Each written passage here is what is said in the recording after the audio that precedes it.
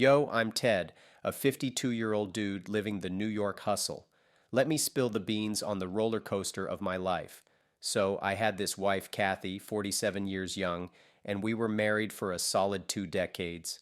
We had a son, Ron, 19 years old, doing his thing in a different city. I'm running a small business, making decent bank. Met Kathy 25 years back in a New York bar, one of those serendipitous Friday nights. I'm chilling with my crew, sipping on some drinks, when I spot Kathy across the room. She had this magnetic vibe pulling me in, so I decided to shoot my shot. We hit it off big time, talked for hours. Kathy was a free spirit, full of life, energy, and wit. We started dating and our connection just kept getting stronger. Fast forward a few years and I popped the question in Central Park under a freaking oak tree classic move, right?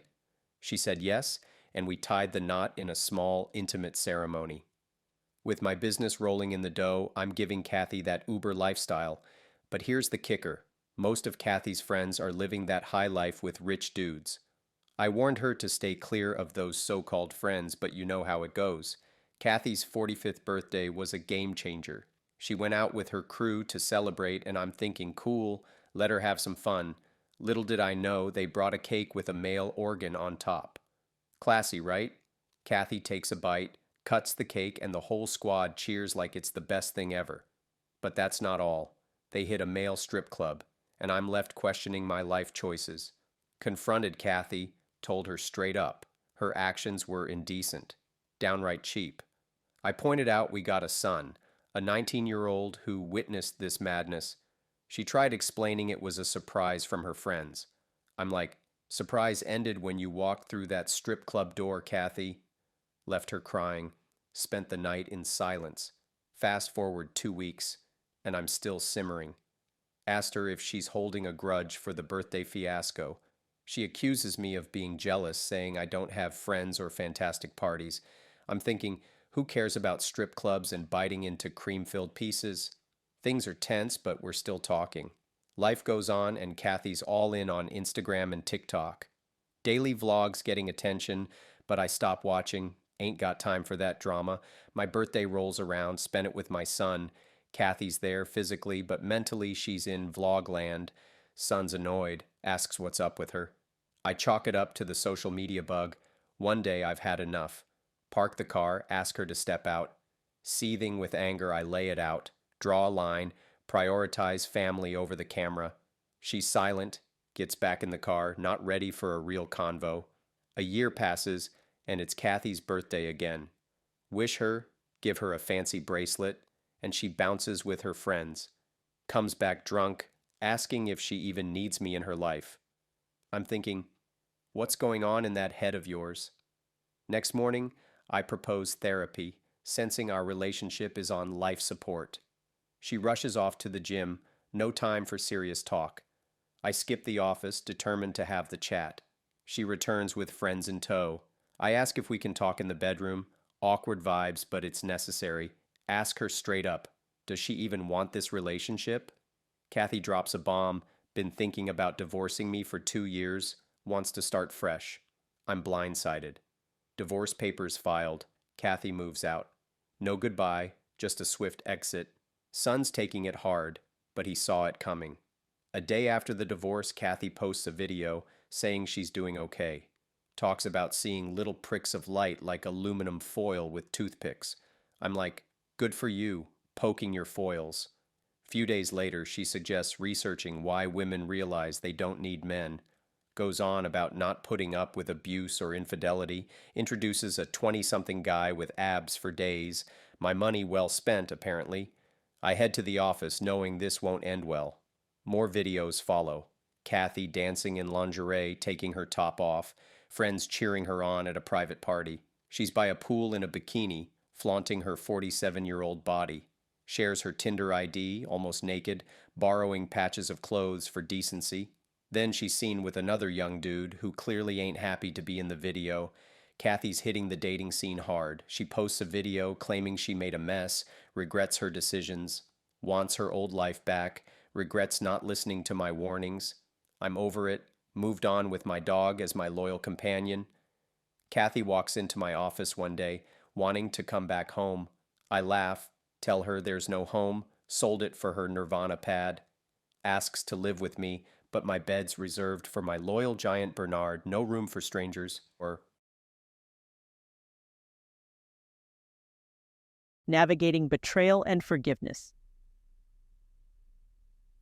A roller coaster of emotions. My life, once a serene journey with my boyfriend John, took an unexpected and heart-wrenching turn when I discovered his infidelity during my pregnancy.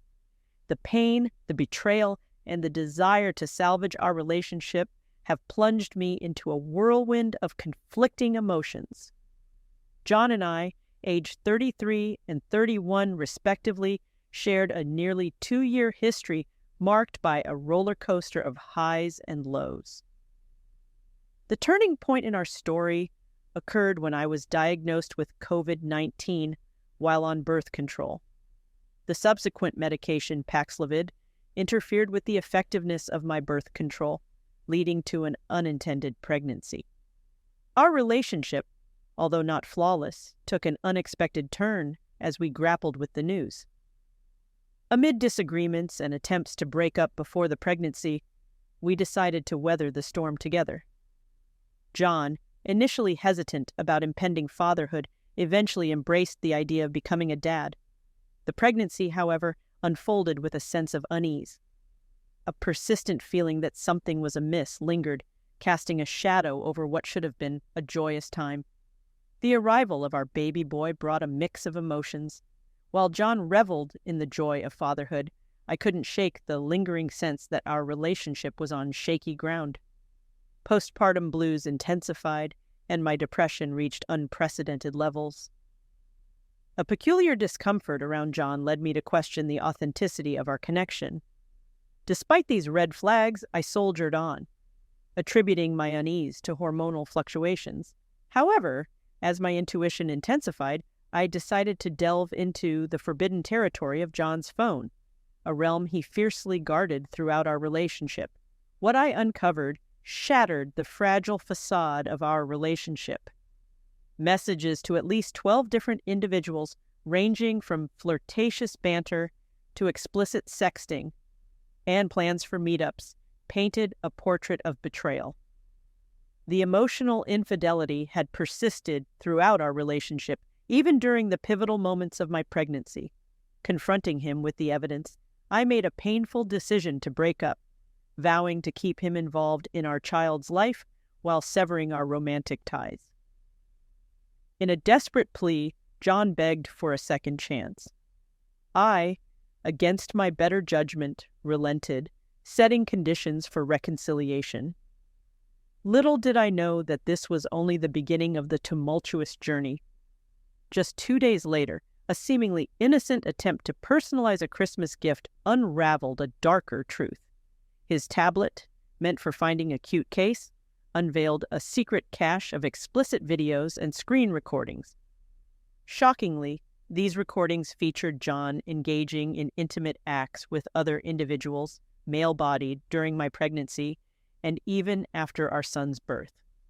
The betrayal, now multifaceted, thrust me into a realm of pain beyond comprehension. His confession came, attributing his actions to fear of impending fatherhood and struggles with bipolar disorder, leading to manic episodes of hypersexuality. The weight of his admission left me shattered, seeking solace in the living room, my son by my side. The internal conflict waged within me, torn between the love I felt for John, the desire to provide a stable family for our child, and the undeniable agony of betrayal. Admitting that I might be perceived as the asshole for choosing to stay, I grapple with the complexity of emotions, questioning if forgiveness is attainable. To those who have walked this treacherous path and emerged on the other side, how did you navigate the intricate dance of forgiveness and healing? Does the pain eventually dull, or does it linger like an unwelcome ghost? How does one reconcile the images burned into memory?